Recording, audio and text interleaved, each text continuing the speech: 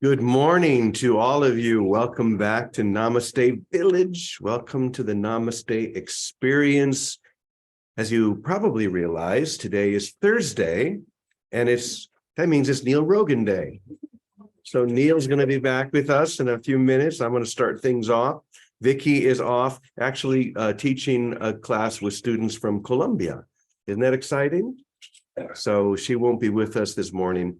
But she's always with us, just as we are always with us. We are always with us. Does that make sense? Not really, but you get it. But you get it. That's the important thing. We are always together because we are one. There's only one thing happening. And yet sometimes we exuberantly follow the dream. We fall into the dream. We fall. Okay. It's an interesting thing. Some of you already know about this, and some of you are still wondering about this, but we had an interesting example of this last night, exuberantly following the dream. So here's what happened for those of you who are, of course, no one in the Zoom room knows this, neither does Neil, but our dear brother Jimbo. I've even talked here on the Zoom session about the VR glasses and in particular, walking the plank. Almost everybody here at Namaste at one point or another has walked the plank because it's such a brilliant illustration of how we buy into the dream. When our perception tells us something that we know deep down is not true, still our perception is telling us this is very real. And so Jimbo, actually, I think the first time he did it, he was not able to, because I would say 40 to 50% of the people are unable to step out of the elevator. Literally, not going to do it, even though they know there is no elevator. Even though they know there is no plank. Still, I'm in an elevator, I'm looking, there's the plank. Nope. Well, Jimbo decided he wanted to do it. So we put the glass, and of course, I'm always right next to the person, reminding them you're safe. There's nothing bad that can happen. But sometimes we're so exuberant within the illusion, which is what happened. And quicker than I could do anything, Jimbo took a nosedive into the wall. Wow. And we'll be having surgery early this afternoon. It was shocking. It was very sad. We're going to just send so much love to our dear brother Jimbo. And for anyone who wants to, I'm going to be going to the hospital a little bit after session. So I've got room for 2 or 3 people if anybody wants to come. But yeah, the exuberance of following a dream that we know is not real. And sometimes we just dive so far into the illusion that we lose our way. And it's an interesting lesson, isn't it? To remember that we are safe, to remember that we never really left our home. In this virtual reality, the glasses that we're wearing are not physical glasses, but they are perceptual glasses. There is a perceptual universe that we think we see, that we think has true effect, that we believe can harm us, and whatever else we believe. But always the Holy Spirit is over our shoulders, that still quiet voice, reminding us, you're safe. Everything's going to be okay, unless we exuberantly jump off and lose but obviously Jimbo's going to be fine. He's going to be fine. But it was a very scary thing for us that we're here. And we just send all of our love to our dear brother. And I'm going to go visit him after session. That being said, one of the wonderful ways that we are reminded of the importance of just stepping into, taking off the glasses, maybe we could say, the importance of taking off the VR glasses, or taking off the perception that we are separate, that we are isolated, that we can be harmed, one of the beautiful ways of doing that is through the beautiful poetry and illuminant thinking and talk,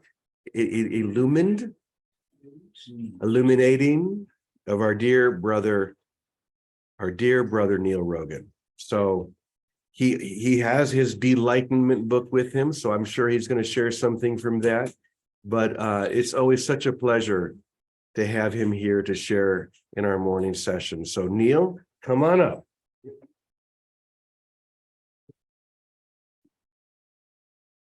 These are real. Those are kind of real. But you won't hurt yourself, I promise. Oh, before you do that, excuse me one moment. There's one thing I forgot to do. All right, you guys ready? All right, let me put this up on the screen. We'll do this and we'll bring Neil on. Everybody join me. My soul has but one goal: to awaken to the truth that is forever true.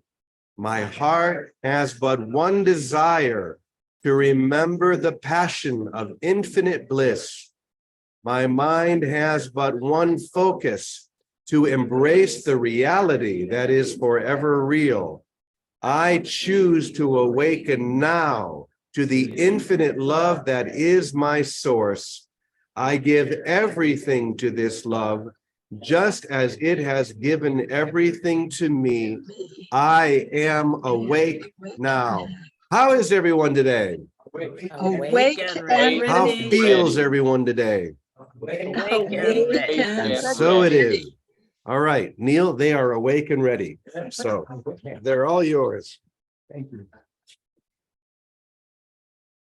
Wow. Hi. Hi. I've been thinking about, since we just went through the spring holidays, that I was thinking of a new kind of holiday to celebrate. Thank you. I call it pushover.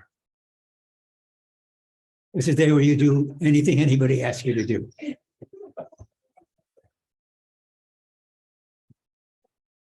But there's another holiday I want to do too, which is we have Earth Day and Mother's Day and Father's Day. And this is a holiday I call Someday.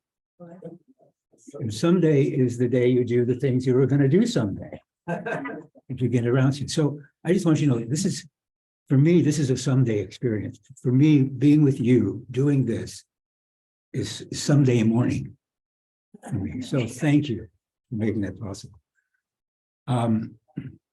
Wow.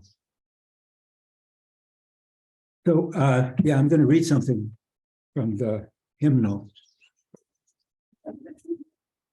And to do it, I'm going to need my glasses. I need my glasses. I have to take off these glasses. And this is about the work. I was wondering, I questioned, like, what is the work?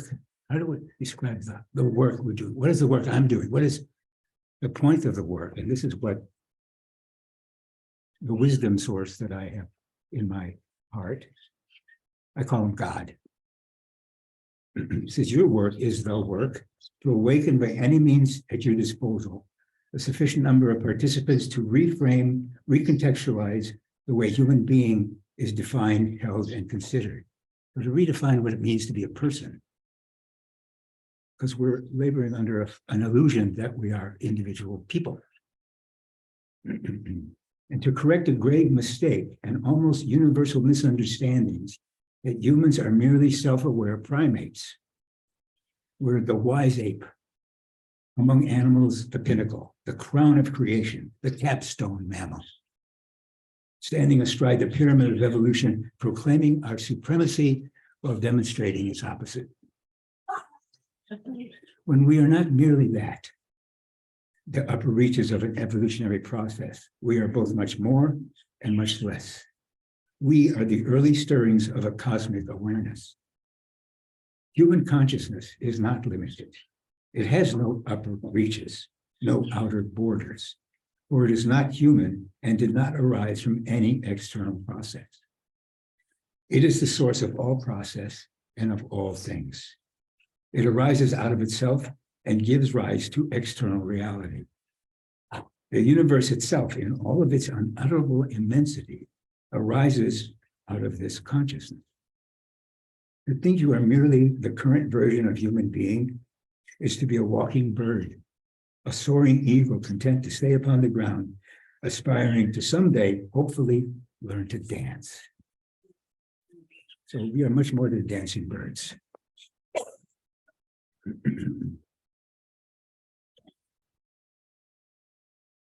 The idea that we are misunderstanding who we are and operating out of an illusion that I'm not you and you're not me, and that the distance between us separates us. And that humans are that we consider ourselves to be the animal that thinks. We're the different animal, we're the better animal, we're the most amazing animal. We are the smarter animal, we're that brilliant animal with a brain. We're so much smarter than pigs, for example. We eat pigs for breakfast. So what is that idea that we are this brilliant animal? And we've taken that to the nth degree. We have used up all the evolutionary space of being brilliant animals. And we're kind of at the top end of first gear. We can't go any further. We need to shift into the bottom of second gear. And for me, that is a shift from brilliant animal to realizing there's nowhere to go from the top of this. But we're not brilliant animals. We are actually ignorant gods. So that puts us takes us out of this grad school and into a kindergarten with a lot more room to grow.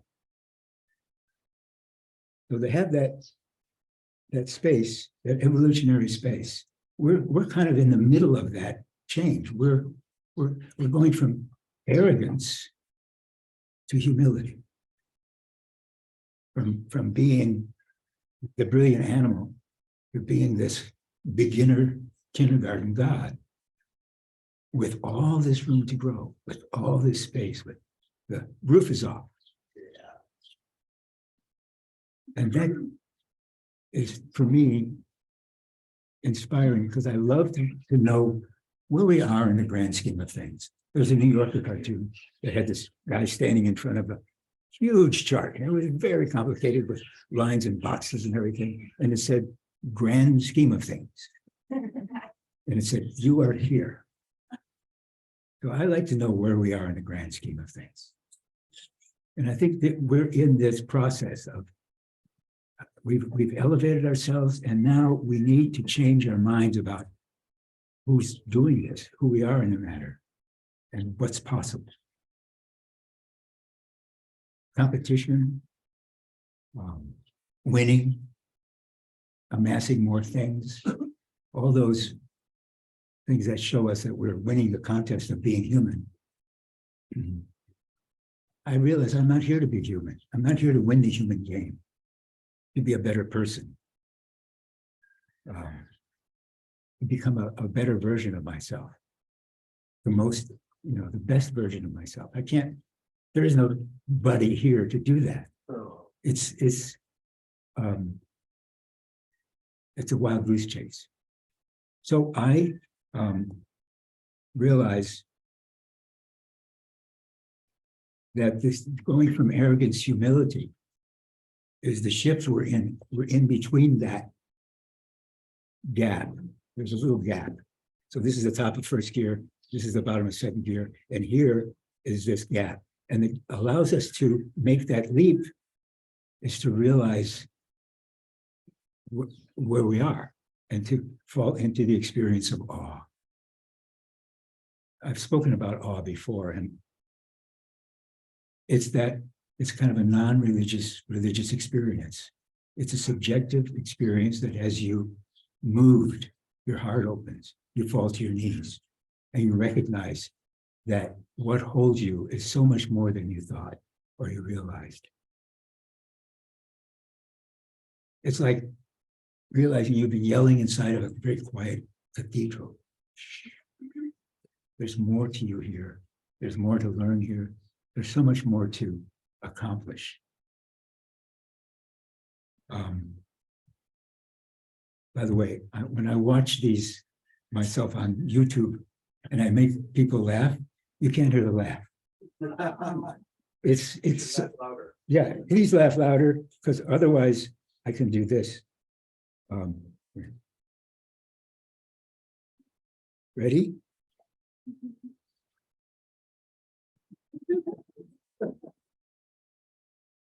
And if I tell a joke, I can do.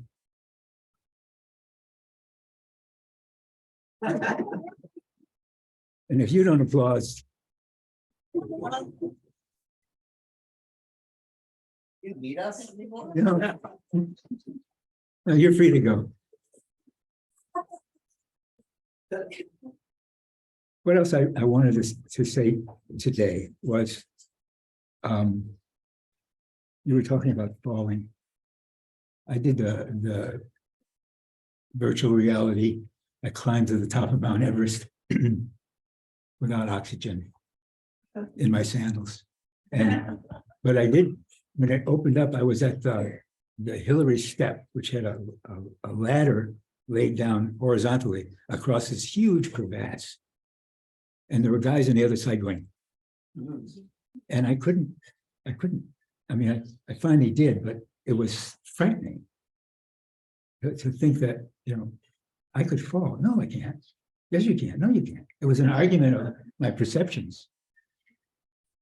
And those same perceptions are the ones that are kind of fibbing to us, lying to us about being separate from each other. But the culture is so invested and so buying into this unexamined assumption that what appears to be real is real. When, if you think that you are just your thoughts, if you think you are your name and your body and your ideas and your opinions, then it's, you know, it's what I say, the subtitle of my book is Escaping the Solitary Confinement of Your Personality. So if we only think that we are our personality, our life story, our name, our unique way of being, then we're missing something. We are imprisoned in this kind of cocoon of identity. And we have to make friends with, overcome, be better than, all those kind of things that put us at odds with each other. When there's only, as James said, there's only one thing happening. And it's happening within all of us, for all of us, to all of us. And it's profound. And the reason I call it a prisonality, because when I say that word, people go, oh yeah.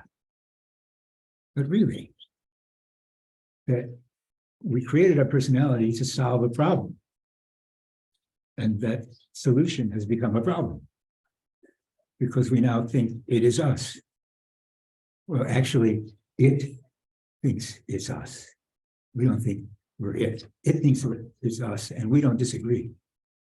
So we get lost in its pursuit of making itself better, trying to become fixed.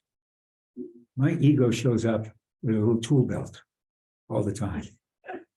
Like I said, Mr. Fix-It. What's wrong? Oh, something's wrong? Okay, we can work on it. And it's why I call the tyranny of hope. See, hope was the last thing that came out of Pandora's box. And everybody thinks generally that hope, well, that's a good thing. Oh, thank goodness they gave us hope at the end of all this misery. But no, that kind of hope only reifies our limitations. It agrees with that you need help, but you have hope. And see if I can find this quickly. Here it is. Okay. Stop trying to become God's favorite human. The attempt to become a perfected version of yourself is a trap. You cannot be both a seeker of God and God. Self-improvement is an oxymoron, an endless pursuit offering the appearance of progress with a carrot of hope always dangling just out of reach. I hurt, so I must resolve this sense of being incomplete. And so we chase the wild goose of becoming.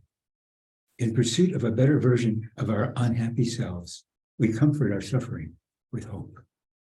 The trouble with this kind of hope is that it presupposes that the one who suffers is actually you and is imperfect, but has hope. The whole cycle of suffering, hope, and comfort is itself a velvet prison, incarcerating and reifying the false self, the you that is not you. This cycle of becoming is becoming unbecoming. So,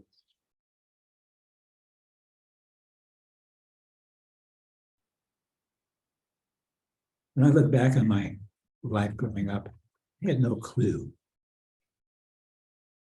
that I was anything more than this effort to become a better person and to become the kind of person people like. I engaged in what I call opinion management. Like I was trying to manage your opinion of me. That was my goal, is to remote control your experience of me so that you might talk me out of this feeling of inadequacy and lack. And you would give me hope. I was so involved in getting people to love me that I didn't notice that they were so involved in getting me to love them. And so human relationships. You know, it's no wonder that relationships are a source of suffering in the world. You know, that half of the people who get married get divorced, and a lot of the other half wish they were. And so it's rare and wonderful when you have a relationship that really nurtures and adds to your spiritual life, like I do. And but for most people, relationship is two people who are alone together, trying to get from each other what they're refusing to give to themselves. And you can't get from other people the thing that you need, because what you need is what God gives you. Source of acceptance and esteem and equanimity and majesty and beauty and love and compassion and all those things that we're seeking outwardly is already here inside us, and it can't be found anywhere else. But the culture, the business of the culture, the economy of the culture runs on this hope. You could do better if you buy this or enroll in that. You can do better. You can improve yourself and become the person you have in your mind as the ideal you. But again, that's a wild goose chase. And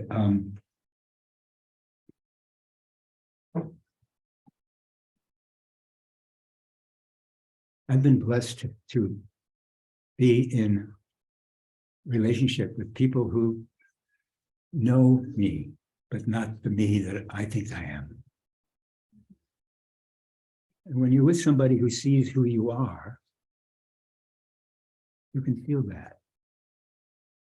You feel seen, you feel known, you feel loved and wanted, which we eternally are. For some reason, our identity kind of sentences us to this solitary search for that thing that keeps us moving forward. We're really blessed to be able to have the conversations we're having in this group. It's really rare. And a beautiful, beautiful opportunity for us to drop our attachments to our personalities, to our costumes. It's like a grand costume ball. And everybody is arrayed in these beautiful, I mean, you've done a wonderful job. They're so detailed and unique. But they're, you know, you are you, the you think you are. It's an avatar, you know, like the Scotty dog in a Monopoly game. It allows you to play the game. But there's so much more to you and the game and the whole board and the room you're in and the house and the life.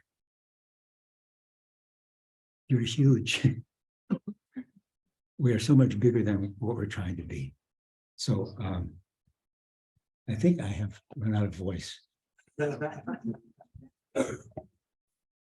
you'll never run out of love, that's for sure. Thank you. Thank you so much, brother. Yes. Give me some love.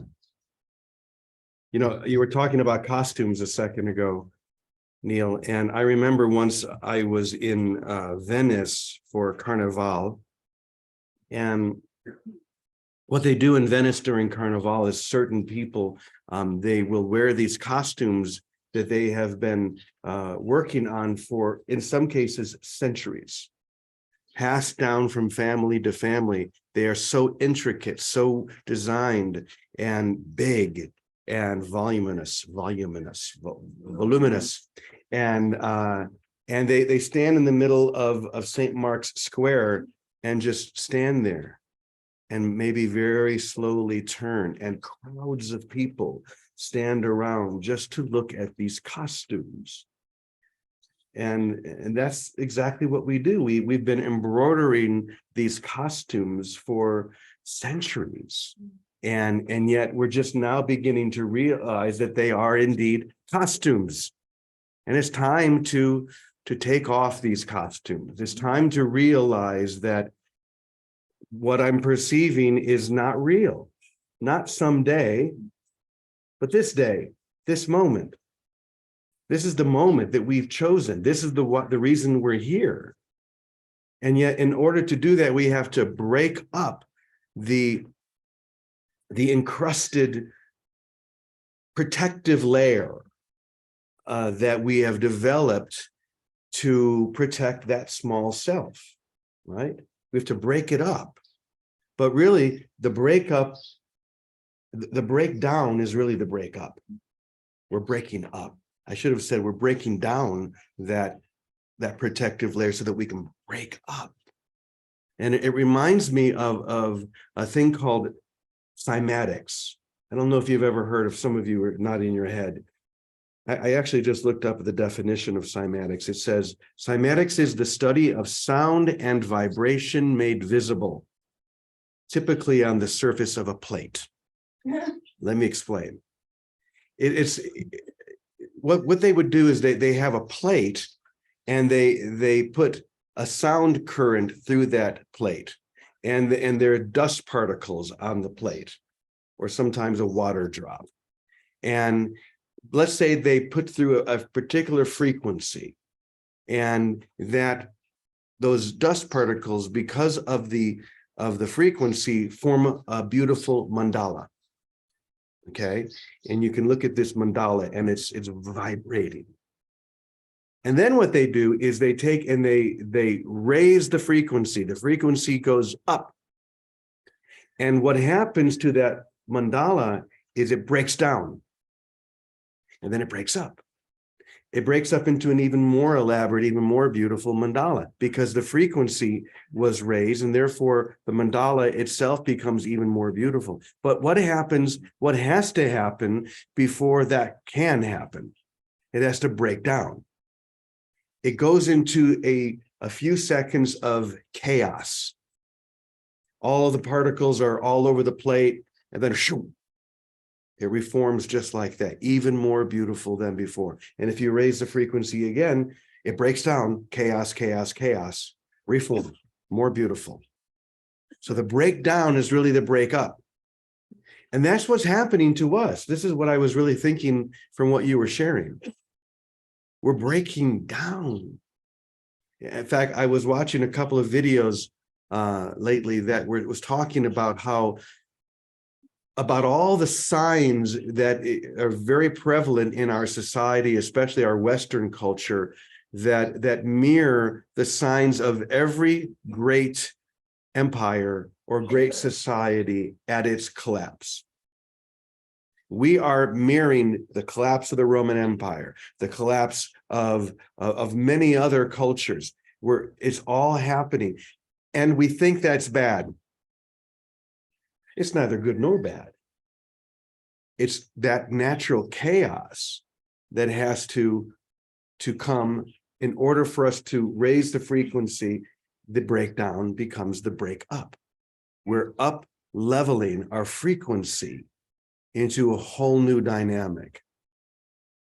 Not someday, but this day.